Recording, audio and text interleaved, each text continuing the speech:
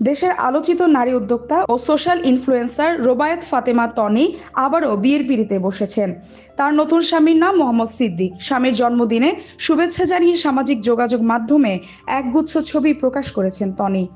সোমবার 13ই অক্টোবর রাতে সিদ্দিক নিজের ফেসবুকে ছবিসহ পোস্ট দেন। সেখানে তিনি লেখেন, আরও একটি বছর পেরিয়ে গেল, কিন্তু মনটা এখনো তরুণ। আমার জন্মদিনকে বিশেষ করে তোলার জন্য প্রিয় স্ত্রীকে অসংখ্য ধন্যবাদ। তোমায় অনেক ভালোবাসি।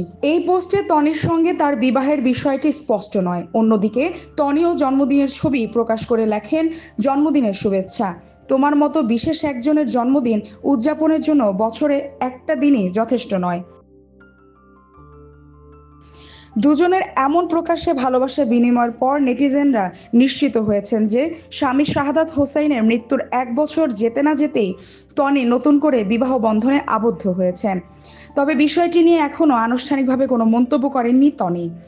উল্লেখ্য, গত বছরের 7 অক্টোবর ব্যাংককে চিকিৎসাধীন অবস্থায় মারা যান টনির দ্বিতীয় স্বামী ব্যবসায়ী শাহাদাত হোসাইন। তাদের বয়সে পার্থক্য নিয়ে সামাজিক মাধ্যমে টনিকে ব্যাপক সমালোচনার মুখে পড়তে হয়েছিল। প্রথম স্বামীর সঙ্গে সম্পর্কের টানাপোড়েনের পর বিচ্ছেদ ঘটে টনির।